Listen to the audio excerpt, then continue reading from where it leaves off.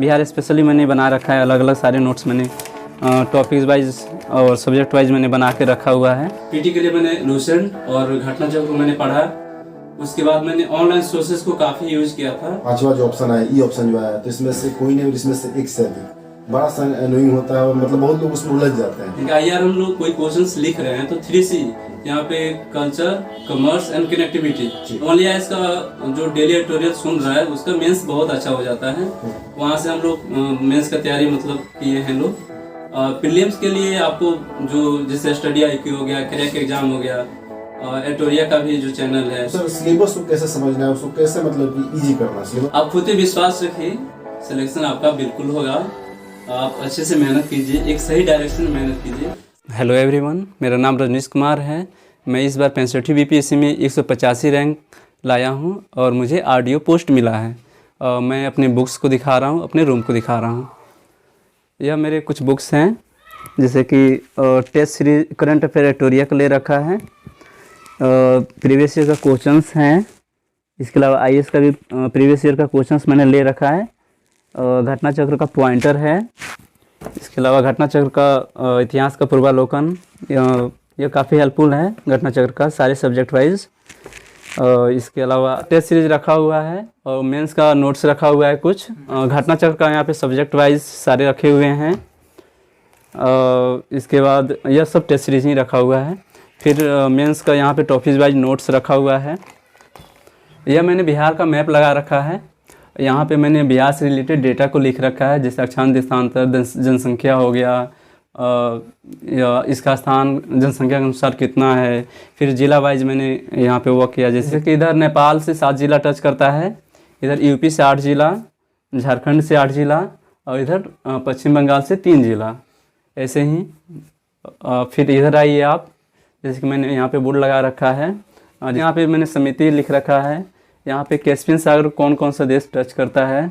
इसके अलावा मैंने बहुत सारा चीज़ें लगा रखा है यहाँ पे, जैसे कि यहाँ पे मैंने स्टिकी नोट्स लगा रखा है। यहाँ पे लवासना का लगा रखा है क्योंकि अंततः यहीं पे जाना है। इसके अलावा यहाँ पे भारत का मैप है, जैसे कि यहाँ पे दायरा मैंने लिख रखा है। और इसके अलावा यहाँ पे अरुणाचल प्रदेश का अभ्यारण्य है, मध्य प्रदेश, यहाँ पे उत्तर प्रदेश का अभ्यारण्य लिख रखा है। इसके अलावा यहाँ पे बहुत सारे छोटे छोटे कीवर्ड्स हैं जो भूल जाता हूँ, तो मैंने लिख रखा है कि जब भी मैं देखूँ तो वह याद रहे। यह मेरा स्टडी टेबल हुआ, जैसे कि आप देख सकते हैं यहाँ पे मेरा टॉपिक वाइज नोट्स है। मैंने IAS का नोट्स का मतलब बना रखा है, तो कहीं ना कहीं उसका BPSC में काफ़ी योगदान है। बिहार स्पेशली मैंने बना रखा है। अलग अलग सारे नोट्स मैंने टॉपिक्स वाइज और सब्जेक्ट वाइज मैंने बना के रखा हुआ है। यहाँ पे घटना चक्र का आप देख सकते हैं। इसके अलावा लूसेंट का आप देख सकते हैं। लूसेंट में मैंने काफ़ी वर्क किया है। यहाँ पे मिडाइवल का बुक्स का है, किन्होंने लिखा है। यहाँ पे काफ़ी कन्फ्यूजन होता है, भूल जाते हैं लोग, तो इसको मैं पहले पेज पे ही लिख रखा है। इसको सोने से पहले मैं देख लेता हूँ तो याद हो जाता है। ऐसे ही मैंने जो भी मैं भूलता हूँ, जैसे कि यहाँ पे लोक नृत्य इसमें नहीं दिया हुआ है तो मैंने यहाँ पे लिख रखा है। जो भी चीज़ें नहीं है तो उसको मैंने ऐड कर दिया है। इसके अलावा जो की पॉइंट है उसको ऊपर लिख दिया है कि वह मुझे याद रहे। इस तरह से आप देख सकते हैं। नमस्कार दोस्तों, स्वागत है आपका कोई इंस्पायरिंग और इन्फॉर्मेटिव वीडियो में। आज हमारे साथ रजनीश कुमार सर हैं। 65 BPSC का जो रिजल्ट आया था सर, उसमें सेलेक्ट हुए हैं और सर को RDO यानी कि रूरल डेवलपमेंट ऑफिसर मिला है और सर का रैंक जो है 185 है। और संयोग से आप लोगों का जो डिमांड है हिंदी मीडियम का टॉपर की ज़्यादा इंटरव्यू करने की, सर हिंदी मीडियम से ही है और सर का जो ऑप्शन है वो फिलोसफी रहा है और सर का अटेम्प्ट सेकेंड रहा है। तो सर से हम बातचीत करेंगे कि सर की रणनीति क्या थी और हिंदी मीडियम में इन्होंने BPSC को कैसे आसानी से इन्होंने क्रैक किया है। तभी तक आपको चैनल को सब्सक्राइब करें और वीडियो को लाइक और शेयर करना भूलें। तो सर सबसे पहले बहुत बहुत बधाई। जी शुक्रिया। सर अपने बारे में बेसिक इंट्रोडक्शन दें। मेरा नाम रजनीश कुमार है। ग्राम अमरशेख पड़ेगा, जिला पश्चिम चंपारण और बिहार का रहने वाला हूँ। मैंने अपनी ग्रेजुएशन की पढ़ाई RLS कॉलेज बेतिया से किया है और इसके बाद मैंने सिविल सर्विस की तैयारी शुरू की। ओके सर, आपका सेकंड अटेम्प्ट रहा है सर, तो डेफिनेटली आपको काफ़ी एक्सपीरियंस रहा होगा। 64 में जैसे कि आप मेंस लिखा था आपने और 65 में फाइनली आप सिलेक्ट हो गए। सर अब स्ट्रेटेजी की बात करेंगे सर, जैसे कि PT की बात करें हम, तो बिहार का BPSC का जो PT होता है सर, स्टैंडर्ड बुक सारे लोग जानते हैं, लक्ष्मीकांत, उसके बाद नीतीश निहानी, स्पेक्ट्रम, सारे लोग। लेकिन सर उससे हट के आपके सर रिसोर्सेज क्या क्या थे? मैं पहले PT का बता रहा हूँ। मैंने PT के लिए एनसीईआरटी एक बार पढ़ चुका था, लेकिन बाद में मैंने नहीं पढ़ा। उसके लिए पीटी के लिए मैंने लूसेंट और घटना चक्र को मैंने पढ़ा। उसके बाद मैंने ऑनलाइन सोर्सेज को काफ़ी यूज किया था, जैसे कि करंट अफेयर के लिए मैंने क्रैक एग्जाम, स्टडी IQ का डॉक्टर गौरव गर्ग का वीडियो मैंने देखा था। इसके अलावा बिहार स्पेशल के बहुत सारे चैनल्स हैं, वहाँ से मैंने हेल्प लिया था। इसके अलावा कोई भी यूट्यूब चैनल पे देख लीजिए जो आपको टॉपिक रिक्वायरमेंट है। इसके अलावा बिहार स्पेशल का भी मैंने यूट्यूब से भी ज़्यादा किया था। बिहार स्पेशल बुक आता है विवास पुनर्मा का, मैंने उसका यूज किया था। इसके अलावा यही मेरा मतलब रहा। और जैसा रिक्वायरमेंट हुआ वो नेट से सर्च करके यूज किया मैंने। सर जब से सर बीपीएससी में पीटी में सर 5वां जो ऑप्शन आया, ई ऑप्शन जो आया, तो इसमें से कोई नहीं, इसमें से एक से अधिक बड़ा सा एनोइंग होता है, मतलब बहुत लोग उसमें उलझ जाते हैं। तो उसको कैसे टेक्निकली इसको कैसे सॉल्व किया जाए? मेरा जो स्ट्रेटजी था इस संदर्भ में, मैंने मतलब सिर्फ एक जो ई वाले को छोड़ के जो 4 ऑप्शन होता है उस पर मैं ज़्यादा फोकस करता था। जब कंफर्म रहता था कि इसमें से दो से ज़्यादा सही है या बिल्कुल कोई सही नहीं है, तो उसको तब मैं ई को लगाता था।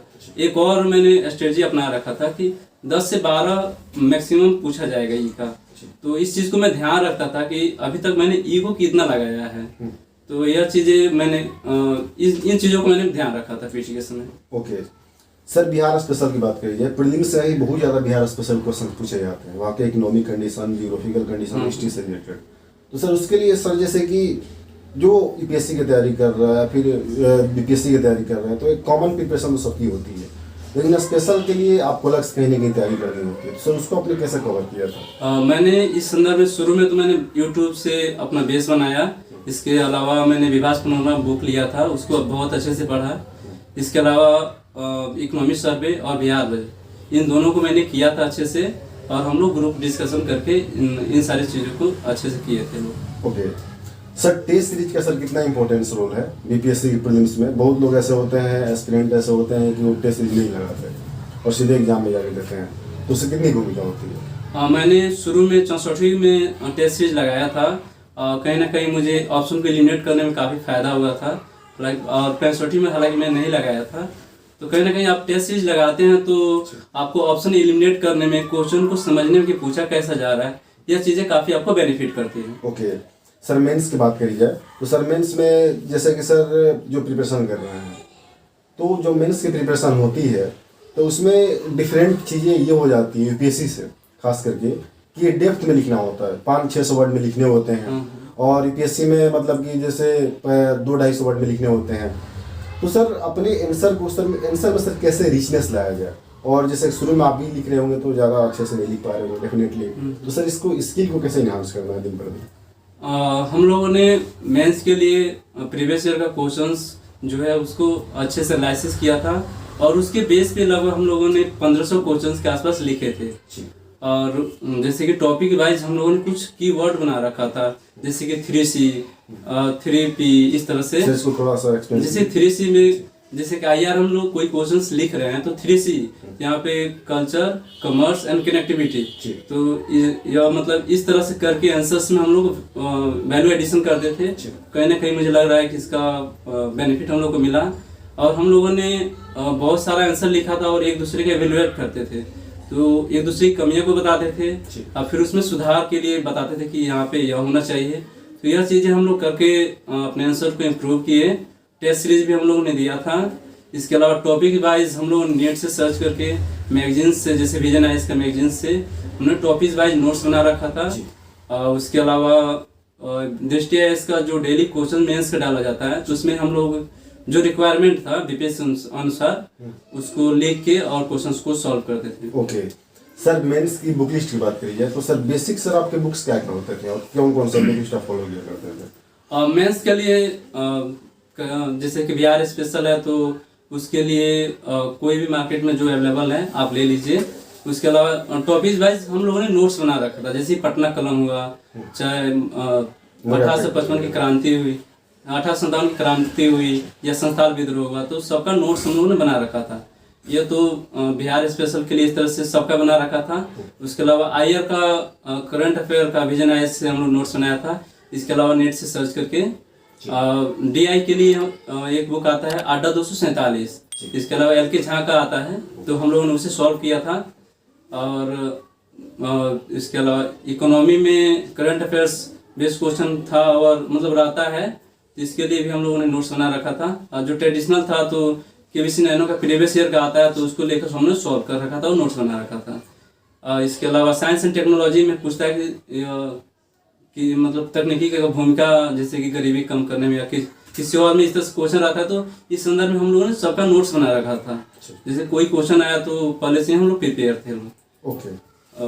ओके, इस तरह से सर बात करिए जैसे गांव में और जो ग्रामीण पृष्ठभूमि के लोग हैं, छोटे छोटे शहरों में सर रह रहे हैं, वो दिल्ली नहीं आ पा रहे हैं, पटना नहीं आ पा रहे हैं प्रिपरेशन करने के BPSC के लिए, तो सर वो अपने प्रिपरेशन को सर कैसे दे सकते हैं? वो रिसोर्सेज कहाँ से मतलब कलेक्ट करें? तो अभी तो यूट्यूब आ गया है और इंटरनेट है, तो बहुत सारे मतलब बहुत चीज़ें आसान हो गई है। इंटरनेट पे सारी चीज़ें अवेलेबल है, यूट्यूब पे सारी चीज़ें अवेलेबल है, तो अब तो उतना समस्या नहीं है।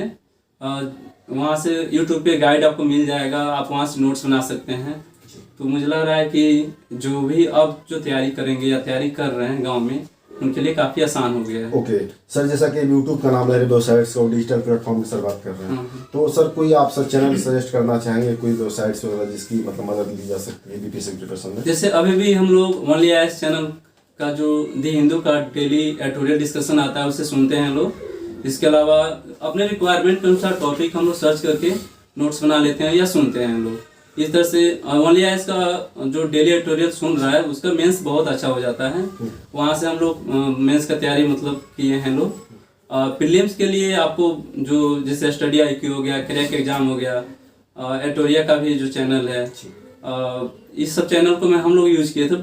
मेनली आपको टॉपिक वाइज सर्च करके चेक कर लीजिए कि आपको कौन सा अच्छा लग रहा है, वहाँ से अपना तैयारी कीजिए। ओके सर, अब बात करिए जैसे कि आप सिंपल ग्रेजुएट हैं, सिंपल आपने BA कर रखा है। मैं इतने सारे टॉपर्स का इंटरव्यू करता हूँ, मैक्सिमम उसमें जो है कि B.Tech वाले हैं और इंग्लिश मीडियम से भी हैं। तो सर आपके मन में कहीं ना कहीं डर लगता था कि नहीं कभी, कि जैसे स्टूडेंट्स बहुत सारे कमेंट में लेके जाते हैं, कह रहे B.Tech वाले इधर भी आ रहे हैं, तो हम लोग का क्या होगा? तो सर इसको लेकर कहीं कहीं मन में आपको वो शंका आती कि मेरा होगा कि नहीं होगा? हाँ, यह तो माहौल ऐसा रहता है कि आपको डर लगेगा ही। 64 जब मेरा नहीं हुआ था, तो कहीं ना कहीं यह चीज़ें मुझ पर भी हावी हो रही थी कि B.Tech वाले ले जा रहे हैं या इंग्लिश मीडियम वाले ले जा रहे हैं। लेकिन खुद पे विश्वास था कि हम लोग कोई कितना करे, हम लोग अपना मेहनत के बल पे निकाल ही लेंगे लोग। और कहीं ना कहीं जो विश्वास था उससे हम लोगों ने सही साबित कर दिया। ओके, सो सर ये सिलेबस को ऐसे डिकोड करने की बात आती है, सिलेबस को तोड़ने की बात आती है, तो सर सिलेबस को कैसे समझना है, उसको कैसे मतलब कि इजी करना है सिलेबस का समझना आपको बिल्कुल आवश्यकता है। और इसको सिर्फ पढ़ने से सिलेबस आपको समझ में नहीं आएगा। इसको समझने के लिए आपको प्रीवियस ईयर का क्वेश्चंस को देखना होगा और उसको अच्छे से एनालिसिस करना होगा। सिर्फ एनालिसिस नहीं करना होगा, आपको उन चीज़ों को सॉल्व भी करना होगा। तो आप जब इन चीज़ों को कर लीजिएगा तो आपको खुद समझ में आने लगेगा कि क्वेश्चंस क्या पूछ रहा है, आगे क्या पूछा जा सकता है। तो इस तरह से आपको सिलेबस अच्छे से समझ में आ जाएंगे और कहीं ना कहीं आपकी तैयारी आसान हो जाएगी। लास्ट क्वेश्चन आपसे मैं पूछ रहा हूँ कि जो भी इस यूट्यूब चैनल के माध्यम से आपको सुन रहे हैं, तो सर उनके लिए क्या मैसेज है और क्या कहना चाहेंगे? आप खुद पे विश्वास रखिए, सिलेक्शन आपका बिल्कुल होगा। आप अच्छे से मेहनत कीजिए, एक सही डायरेक्शन में मेहनत कीजिए, सकारात्मक दोस्तों के साथ रहिए, बिल्कुल सिलेक्शन होगा।